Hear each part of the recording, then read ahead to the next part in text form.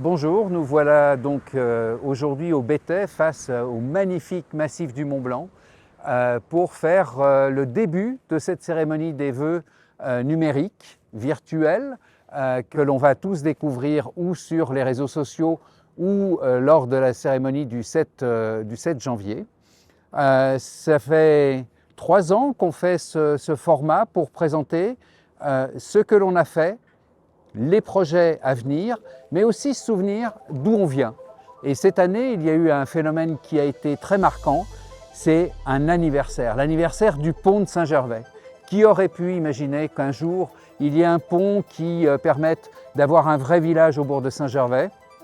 Qui aurait pensé que ça devienne une réalisation? Parce que malheureusement, il y a beaucoup de gens fatalistes qui disent oui, ce sont des projets, mais ça ne se fera jamais, c'est encore une promesse de politique.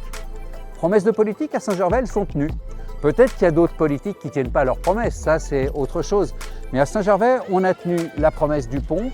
On en a fêté vraiment cet événement 10 ans après parce que c'était amusant. C'était amusant pour les enfants, c'était amusant pour ceux qui font de l'escalade puisqu'il y a une salle d'escalade, ceux qui aiment la culture puisqu'il y a une salle d'exposition d'art contemporain ou les plus vaillants qui font du saut à l'élastique sous la voûte et sous le tablier du pont. Donc ça veut dire aussi qu'il faut savoir se souvenir de ce qu'ont fait les anciens.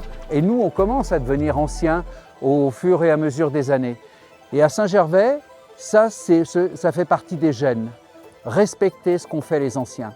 Respecter, valoriser le patrimoine, utiliser le patrimoine d'une autre manière, ne pas oublier, ne pas raser et faire en sorte qu'on respecte tout le monde. C'est ce qu'on a fait au Fayet, à Saint-Gervais, à Saint-Nicolas-de-Véros, au Béthai ici, et on essaye de faire des choses qui sont respectueuses de la nature et puis de notre histoire et des anciens.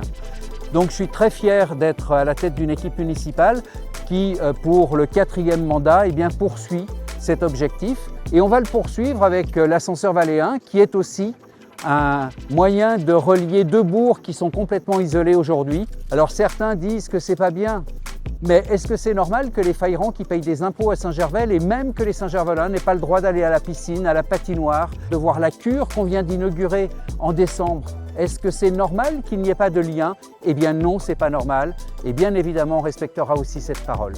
Voilà, je vais vous laisser découvrir ce film qui va vous balader de village en village, de réalisation en réalisation. J'espère que tout comme l'équipe municipale, tout comme les services de la commune qui réalisent aussi un travail exceptionnel, eh bien vous serez fiers de ce que l'on fait à Saint-Gervais. D'abord pour vous les Saint-Gervelins, les Faïrans, les Saint-Nicolatins, mais aussi pour tous ceux qui nous aiment et qui aiment Saint-Gervais, qu'ils soient résidents secondaires ou qu'ils soient des touristes de passage ou de séjour. Merci beaucoup.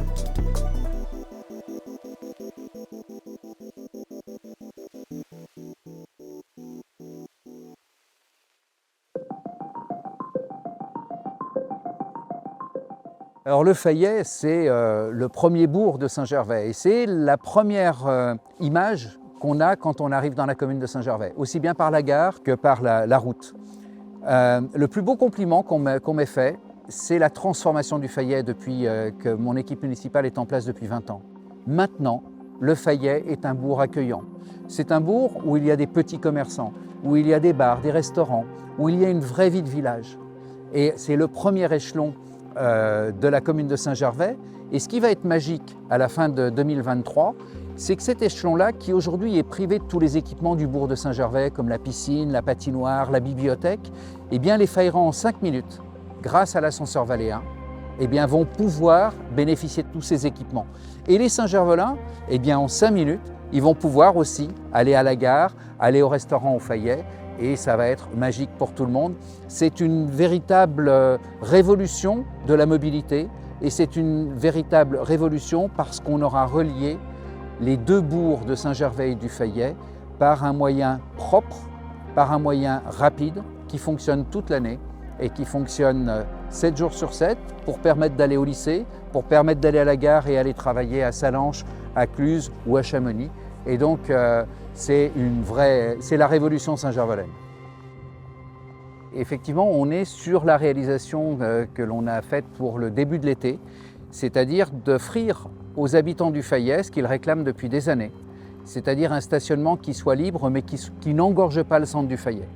Donc on a décidé, et aussi en prévision de l'ascenseur Valéen qui va être juste en face de moi, de l'autre côté des rails, de faire ce parking en même temps qu'on a réhabilité complètement le terrain de foot. Le terrain de foot est tout neuf, il va être inauguré au printemps 2023. Et ici, à la place du terrain stabilisé, qu'est-ce qu'on a voulu faire? 200 places de parking, 200, pas 5, pas 10, 200 places de parking avec une durée maximale de 7 jours, qui est la durée maximale de stationnement d'un véhicule. Mais le très gros avantage de ce parking, c'est qu'il est à 7 minutes de la gare, il est éclairé et il est vidéosurveillé. C'est-à-dire que c'est un parking qui, pour les habitants du Fayet, ceux qui n'ont pas d'emplacement de parking, ceux qui vont travailler, eh bien c'est un parking qui est sécurisé et qui aujourd'hui permet justement de satisfaire une autre clientèle. Et puis, on est dans la zone d'activité du casino. Le casino, c'est important, stade de foot, casino, et on va avoir quelque chose de supplémentaire qui sera fini pour la fin de l'année 2023. C'est une salle d'escalade, une très grande salle d'escalade qui est faite par des privés, mais qui va compléter l'offre de loisirs pour les Saint-Gervelins, pour les Faïrans, pour les Saint-Nicolatins, toute l'année. Donc ça va être aussi merveilleux parce que c'est un équipement qui était attendu. Il n'y a pas beaucoup de salles d'escalade au Pays du Mont-Blanc. En tout cas, elles commencent à être vieillissantes aussi. Et là, il y aura une salle de bloc et une salle d'escalade et ça va être magnifique pour tous ces grimpeurs.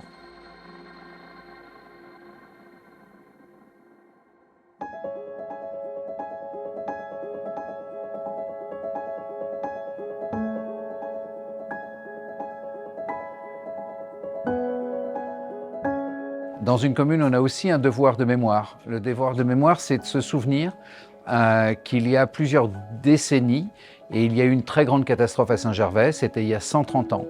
La catastrophe de Tétrousse, le glacier de Tétrousse qui explose dans la nuit, en juillet, et environ 200 victimes, que ce soit dans le hameau de Bionnet ou ici au Terme, où à l'époque il y avait des grands hôtels et où il y avait des gens qui dormaient. Il n'y a plus aujourd'hui, il n'y a plus du tout d'hôtellerie au fond du vallon des Termes, mais à l'époque les gens ont été tués dans leur sommeil et ça a été une des plus grandes catastrophes de cette époque-là, 1892. Donc il était normal qu'on marque ce moment-là et on a voulu le marquer aux deux endroits, à Bionnet et puis ici dans le parc thermal, avec la liste des victimes de l'époque, et on voit qu'il y avait des jeunes, qu'il y avait des gens d'ici, qu'il y avait des familles entières qui ont été décimées. Et donc la commune de Saint-Gervais a voulu cette année se souvenir au mois de juillet de cette catastrophe et de ses victimes. Alors les Termes, d'abord il faut savoir, parce que beaucoup de Saint-Gervais ne le savent pas, les Termes appartiennent à la commune de Saint-Gervais, les sources appartiennent à la commune de Saint-Gervais et la marque de produits cosmétiques appartient à la commune de Saint-Gervais. C'est-à-dire c'est vraiment une économie qui est au cœur de la vie de Saint-Gervais et au cœur de la vie touristique. Le tourisme à Saint-Gervais, et on est une des plus anciennes stations touristiques de Haute-Savoie, le tourisme c'est avant tout le bien-être. Le bien-être, les Termes et ces sources qui ont été découvertes en 1806, eh bien ces sources elles font beaucoup de bien. Parce qu'on n'est pas sur une eau thermale anodine, on est sur une eau thermale qui est chargée de métaux et qui a des propriétés reconnues depuis cette époque-là pour les maladies de la peau et pour les maladies des voies respiratoires. On a tenu à Saint-Gervais à ce que, bien sûr, il y a la modernité. Aujourd'hui, il n'y a pas que les Termes avec la partie médicale, il y a aussi la partie bien-être, c'est-à-dire que les bains du Mont-Blanc ont été développés. Et aujourd'hui, la chance qu'on a, c'est effectivement de faire du bien à des gens qui ont des besoins pour leur peau ou pour leur voie respiratoire, mais aussi d'offrir cette eau thermale à des gens qui vont se prélasser dedans et qui vont bénéficier des propriétés de cette eau thermale. Et ça, c'est magique et c'est unique au Pays du Mont-Blanc. En fait, la France était la première destination européenne pour les touristes indiens. C'est une clientèle qui est extrêmement intéressante pour Saint-Gervais pour plusieurs raisons. D'abord, c'est des gens qui ne veulent pas forcément juste consommer. Ils viennent faire une vraie expérience. Il y a en fait tout ce que nous avons à Saint-Gervais, ça résonne très bien en Inde. L'étape, par exemple, pour les Indiens, voir comment on peut guérir qu'avec de l'eau, c'est quelque chose qui résonne parfaitement chez les Indiens. La montagne, vous savez, les montagnes les plus hautes du monde se trouvent en Inde, donc on a une connexion entre la montagne et l'Inde. Il y a énormément d'échanges qu'on peut avoir, déjà avec les jeunes qui veulent venir apprendre à faire du ski, qui veulent faire des randos, qui veulent apprendre le français, connaître la cuisine française. Donc énormément d'échanges qu'on peut avoir avec les guides, avec les écoles de ski. Voilà, c'est les atouts que Saint-Gervais a pour proposer aux touristes indiens.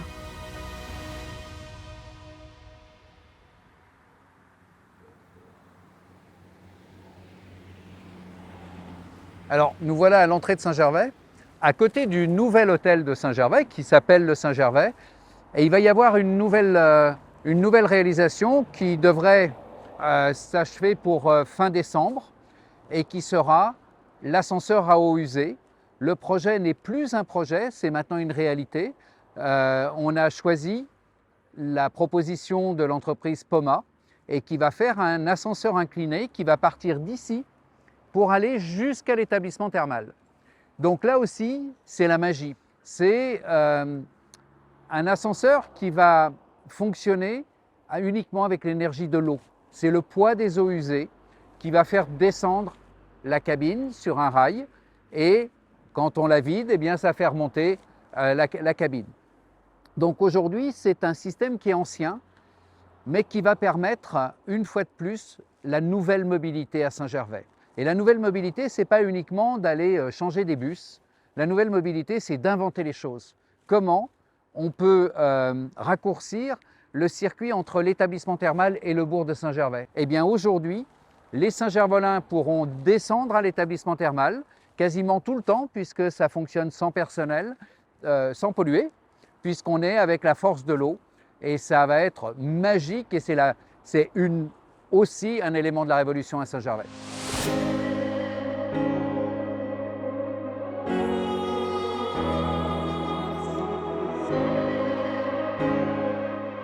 Alors on est ici à la gare du tramway du Mont-Blanc à Saint-Gervais.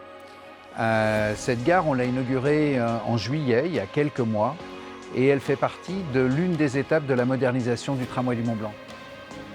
Le tramway du Mont-Blanc, il relie Le Fayet jusqu'au Nid d'Aigle. À l'origine, au début du XXe siècle, le projet prévoyait d'aller jusqu'au sommet de l'aiguille du Goutet et même encore au-dessus, presque jusqu'au Mont-Blanc. Et puis la guerre, la crise économique ont fait que brutalement, ce train s'est arrêté au Nid d'Aigle avec des rails qui s'arrêtent en pleine pente, c'est-à-dire qu'il y a même des personnes âgées qui ne peuvent pas descendre du train parce qu'aujourd'hui c'est impossible, c'est difficile. Donc le département de la Haute-Savoie, qui est propriétaire de ce train, a décidé de le rénover et d'en faire l'un des joyaux du département. Donc ça a commencé par les 12 km de rails qu'il a fallu changer avec les caténaires. Et puis les étapes ensuite, c'est on fait les gares, mais on a aussi les nouvelles motrices parce que nos vieilles demoiselles, Anne, Jeanne, Marie, étaient en fin de course et pouvaient prétendre à une retraite méritée. Et donc le département a acheté non pas 3 trains pour les remplacer, mais 4. Et la 4e va s'appeler et s'appelle Marguerite. On vient donc de les mettre en service il y a quelques jours. Et maintenant, elles vont aller plus vite. Elles vont être aussi plus respectueuses de l'environnement puisque la motrice qui descend produit de l'électricité qui permet donc d'économiser l'électricité de la motrice qui monte. Donc c'est vraiment vertueux parce que les élus, les entreprises ici, on sait respecter l'environnement. Eh bien, au travers du tramway du Mont-Blanc, au travers de sa modernisation, des nouvelles rames, on est aussi très vertueux.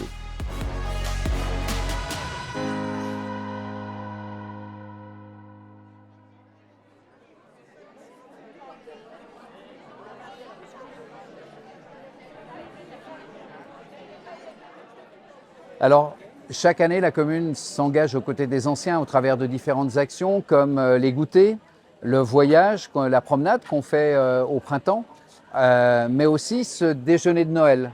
Alors, on est à quelques jours de Noël et on a le plaisir d'être avec nos anciens qui ne sont pas si anciens que ça d'ailleurs, et qu'on retrouve justement pour un déjeuner qui est préparé par l'équipe du restaurant scolaire.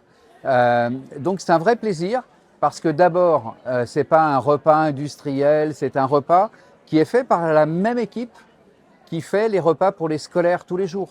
Aussi bien dans les écoles de Saint-Nicolas, Le Gollet, Bionnet, Saint-Gervais, Le Fayet, la crèche aussi. Et donc là, ils nous ont fait un repas de fête, c'est-à-dire on a mis effectivement un peu plus d'argent pour que le menu soit plus festif, mais c'est hyper important pour nous parce que le rôle des élus, c'est s'occuper des autres. Alors bien sûr qu'on a une pensée et une aide plus importante pour les personnes qui sont plus soit en difficulté, soit qui ont des besoins comme les personnes âgées ou les enfants. Donc la commune est là aujourd'hui pour partager. Et puis la petite particularité à Saint-Gervais, c'est que ce sont les élus et des bénévoles qui servent, qui desservent et qui font la vaisselle. Comme quoi, eh bien, on essaye vraiment de partager, et c'est la vraie notion du partage qu'on a à Saint-Gervais.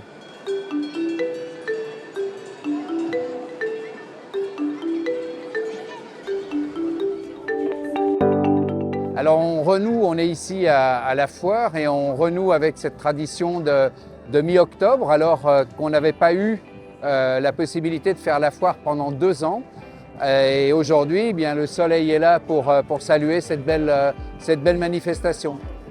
Ça fait du bien de revoir Saint-Gervais, de revoir les gens, de revoir les vaches, enfin sentir bon fumier. Donc non, c'est une belle foire, donc on est bien content de revenir. Ouais. C'était un réel plaisir de retrouver toute cette ambiance, cette foire bien organisée. Puis avec une telle journée, c'était fantastique. Ah bah il y a eu du monde, quand même, les gens sont revenus à la foire, et non, c'est sûr que c'est vrai que ils sont réadaptés à sortir, malgré toutes les conditions dans ce moment, il y a du monde sur toutes les foires. Alors au travers de la foire, c'est aussi montrer que Saint-Gervais, c'est un village qui vit toute l'année, qui a des habitants qui sont là parce que justement il y a de la vie, et la vie c'est quoi? C'est plein d'événements, la foire en fait partie. Il y a des événements sportifs, culturels, il y en a pour tous les goûts, il y en a pour tous les âges. Et c'est comme ça qu'on arrive à faire une vraie vie de village. C'est parce que tout le monde est impliqué, tout le monde peut venir, tout le monde peut participer à des grands moments. Et Saint-Gervais s'apprête d'ailleurs à recevoir dans les mois qui viennent un très très grand événement dont on parlera bientôt.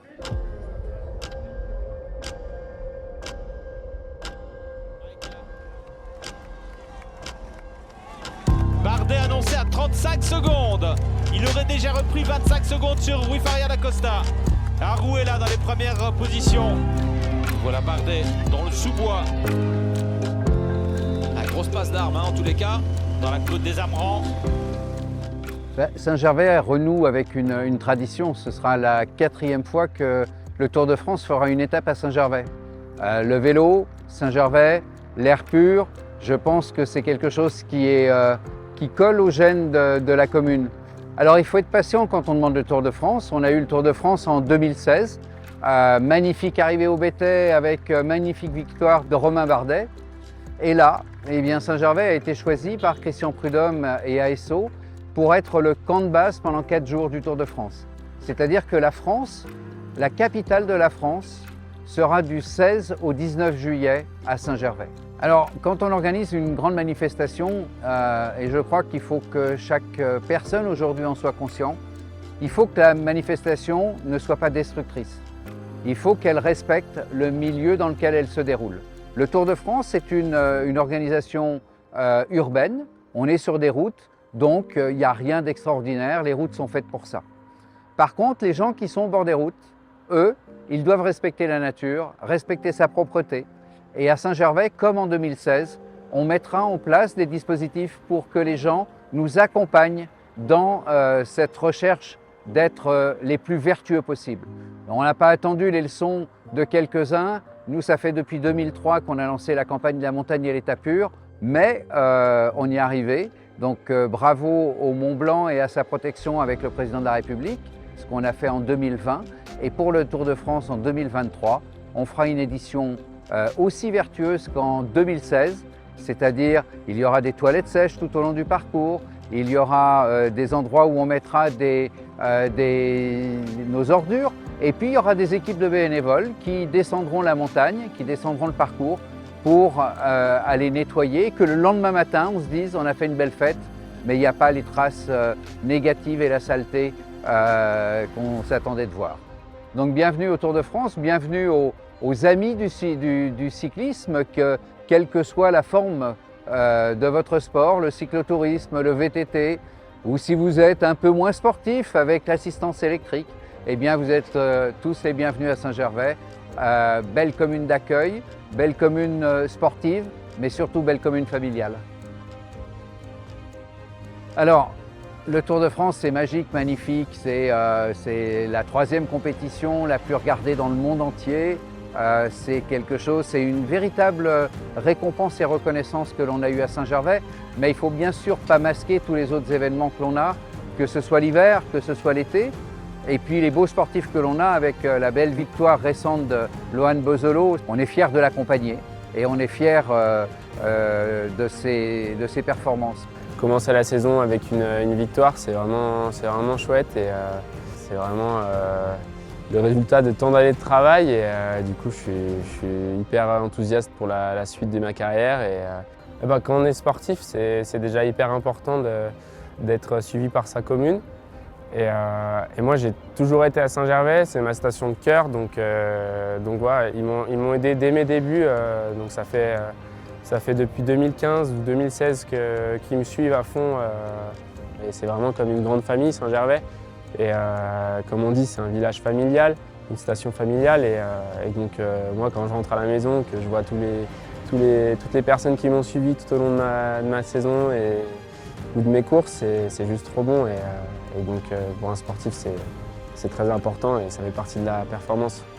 En fait, j'ai été un des premiers à avoir un partenariat avec Singer. Et après, j'avais vraiment envie d'aider Singer à développer ça, parce que c'est vraiment très important d'avoir une équipe de sportifs, une équipe que la commune soutient. Et donc maintenant, on est un bon paquet dans plein de sports différents à Singer, des jeunes comme des plus grands.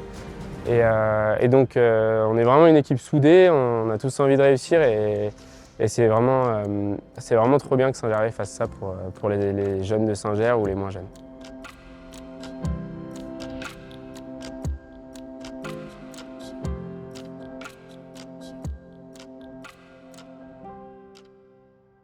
L'événement du lancement de saison à Saint-Gervais, ça a été la découverte du bâtiment La Cure. La Cure, qu'est-ce que c'est? C'est le bâtiment qui a remplacé dans sa fonction ce qu'on appelait avant le presbytère. Bien évidemment, il n'y a plus de prêtres, donc il a fallu trouver une nouvelle fonction.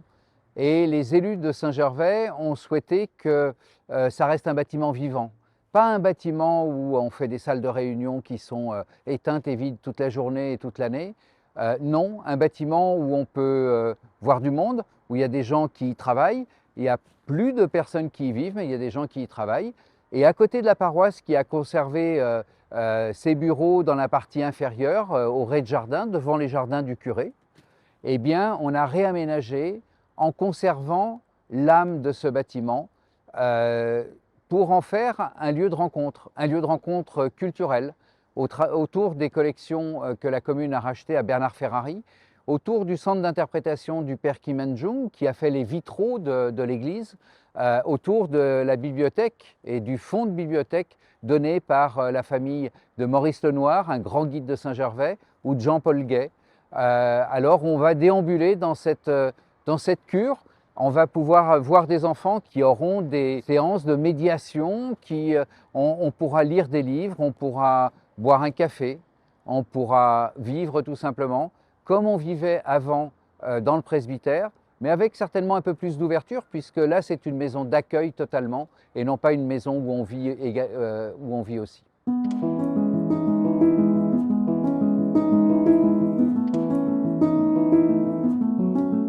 Alors Saint-Gervais a une grande tradition de production propre de l'électricité, de l'hydroélectricité, puisque depuis fort longtemps, l'EDF turbine le Bonnan, le gros torrent qu'on a à Saint-Gervais.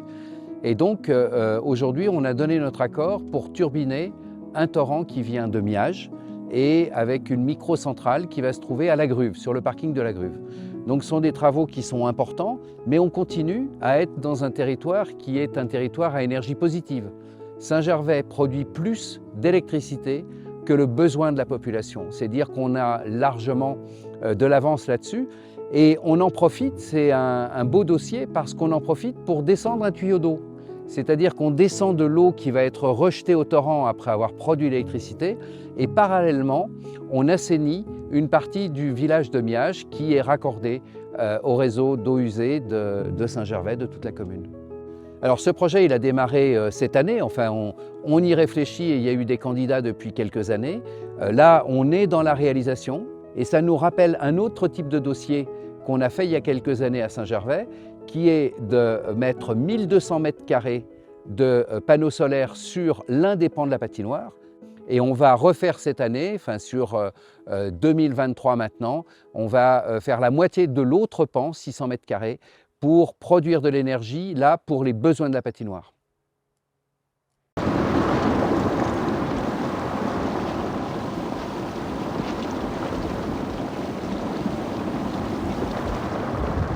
Alors toutes les catastrophes arrivent la nuit. En 1892, quand il y a eu la catastrophe des Bains, c'était dans une nuit terrible du mois de juillet.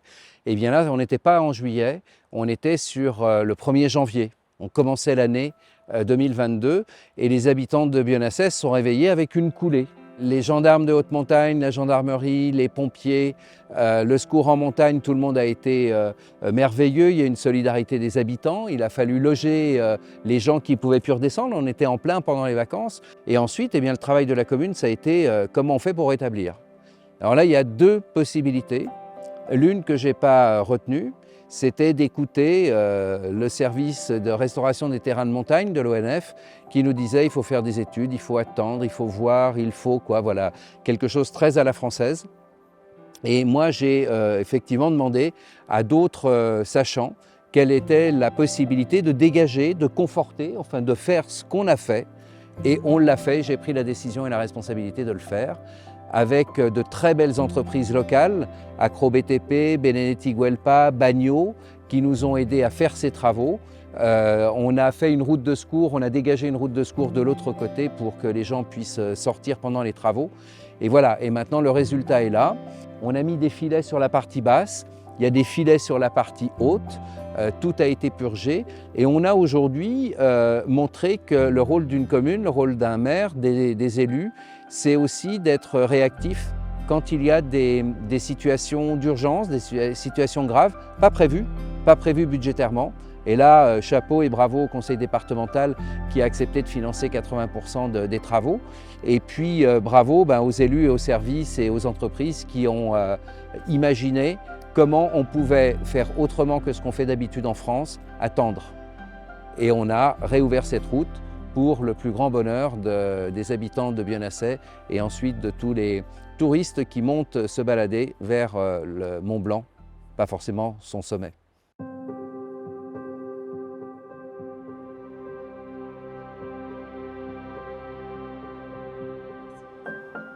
Alors on est en plein cœur du bourg de Saint-Gervais, au Néret très exactement, et derrière moi il y a un très vieil hôtel qui s'appelait l'hôtel du Néret, l'hostellerie du Néret, qui ensuite s'est appelé le Liberty et qui est en train de vivre ses derniers instants et qui va être démoli pour voir à sa place plusieurs choses.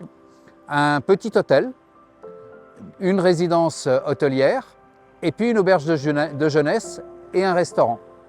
Et à côté de ça, on a une vieille tour, parce qu'à Saint-Gervais, il y a beaucoup de monuments anciens. On a une vieille tour, la tour de Bongrain, qui va être restaurée en même temps que cet hôtel, cette résidence de tourisme et cette auberge de jeunesse vont être construites. Et puis, ça nous rappelle qu'il y a un hôtel qui a ouvert cette année, qui s'appelle le Saint-Gervais, c'est un très très beau nom, un 4 étoiles qui est à l'entrée du bourg, côté Fayet, et qui est à proximité du tramway du Mont Blanc, un bel hôtel où justement a été conservée la belle maison bourgeoise qu'on appelle la maison Doux. Et puis il y a une partie moderne, c'est plus de 75 chambres, un beau restaurant qui a ouvert aussi cet automne, un très beau bar dans cette vieille maison qui a été restaurée. Et donc Saint-Gervais est en train de s'étoffer, mais avec des choses qui sont raisonnables. Ce ne sont pas des chaînes d'hôtels qui viennent s'implanter et qui sont complètement déconnectés de la vie du village. Ce sont des vrais établissements qui collent bien avec ce qu'on est, une station familiale, raisonnable, et on veut le rester.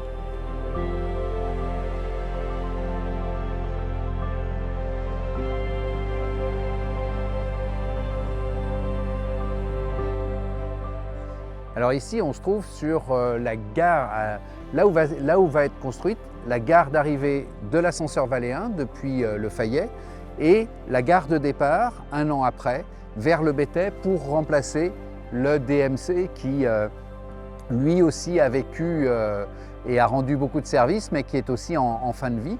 Et puis, on est un endroit qui va devenir le carrefour, un vrai pôle d'échange. C'est-à-dire toutes les navettes, depuis cet été, partent d'ici, qu'on aille au Fayet, à Saint-Nicolas-de-Véros, à la piscine, à Bionnet. Eh bien, toutes les navettes partent d'ici, reviennent ici. C'est-à-dire qu'on est réellement sur un endroit où on va pouvoir aller partout dans la commune. Et ça fonctionne bien, parce que en ayant modifié déjà dès cet été nos circuits, en ayant modifié aussi ce point de départ, eh bien, on a doublé ou triplé la fréquentation des navettes. Donc, ce qui veut dire qu'on est en train d'amorcer gentiment la modification des habitudes des gens dans leur mobilité, et en espérant bien évidemment qu'ils soient le plus nombreux possible à prendre l'ascenseur Valléen pour aller au Fayet ou pour en venir, et bien sûr après, pendant la saison touristique, le nouveau télécabine qui nous mènera jusqu'au Béthet.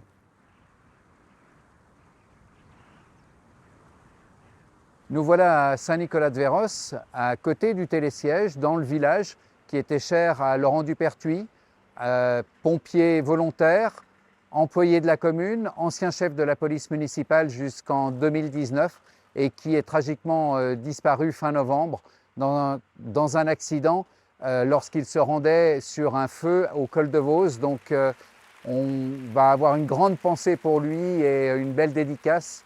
Saint-Nicolas-de-Véros, c'était son village. C'est un village qui a toujours son identité, et c'est un village qui s'est associé à la commune de Saint-Gervais en 1973. On va donc fêter cette année les 50 ans, non pas de la fusion, mais de l'association des deux communes. Les deux communes de Saint-Nicolas et de Saint-Gervais ont disparu en 1973 pour en créer une nouvelle qui s'est appelée aussi Saint-Gervais. Mais c'est bien une nouvelle commune qui reprend les forces vives des deux anciennes communes de Saint-Nicolas-de-Véros et de Saint-Gervais-les-Bains. Et je crois que tout le monde a gagné, même si, bien évidemment, on aime bien son petit chez-soi, son petit bourg, sa petite identité et indépendance. Eh bien, je crois qu'à Saint-Gervais, on a su garder les différences. On a de belles choses à partager entre le Fayet, Saint-Nicolas, Saint-Gervais, le Béthet, et tous les hameaux du village. La seule chose qui prime pour nous, les élus, depuis 2001, c'est le respect, et le respect de ces villages et de leur identité. On est ici, à côté du télésiège du chef-lieu. Ce télésiège qui a introduit le ski à Saint-Nicolas-de-Véros dans les années 70. C'est le télésiège qui a permis aux Saint-Nicolatins de ne plus aller soit en voiture au plateau de la Croix, soit aller prendre le téléski des Communales. Donc on est très fiers de ce télésiège, on est très fiers qu'il aille au plateau de la Croix et qu'il relie le village aux pistes de ski du très beau domaine skiable de Saint-Nicolas-de-Véros et de Saint-Gervais. Donc ce télésiège, eh bien, on n'était pas sûr que les Saint-Nicolatins veuillent le transformer, et il est en fin de vie, hein, il a aussi 50 ans. Et on a donc décidé de consulter les Saint-Nicolatins pour savoir s'ils voulaient le remplacer au même endroit par un télépulsé, c'est-à-dire un tout petit télécabine avec un petit débit, 500 personnes-heure.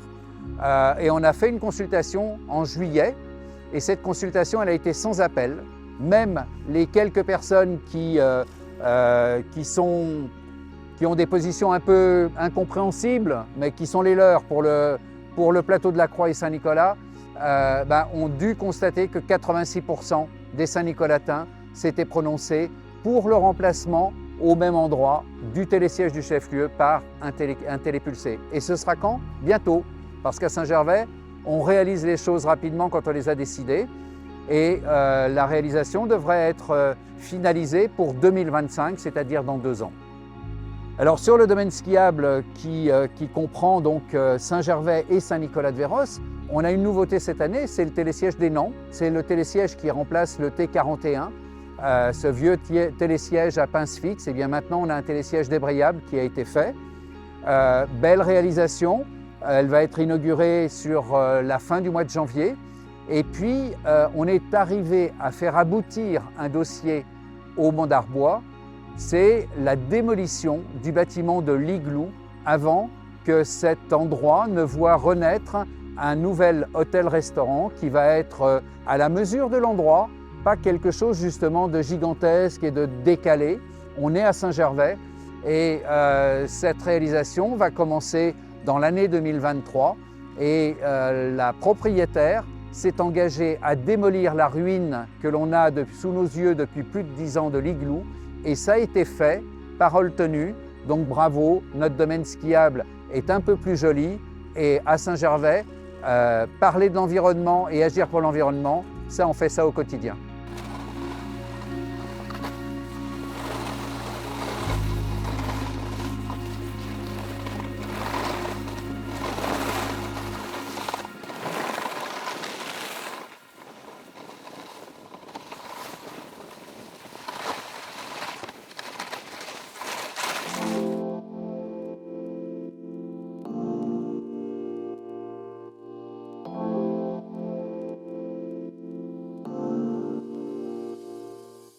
Voilà, le voyage se termine. J'espère que vous aurez apprécié toutes les réalisations que nous avons pu inaugurer en 2022 et puis les projets de 2023. On est aujourd'hui à la Fête des Lumières, cette traditionnelle fête où des artistes nous enchantent pendant plusieurs jours avant la fin de l'année. Derrière moi, la cure, c'est la dernière des réalisations que nous avons faites et que nous avons inaugurées sur cette fin d'année. Les prochaines à la fin de l'année devraient être celle de l'ascenseur Valéen et de l'ascenseur à eau usée.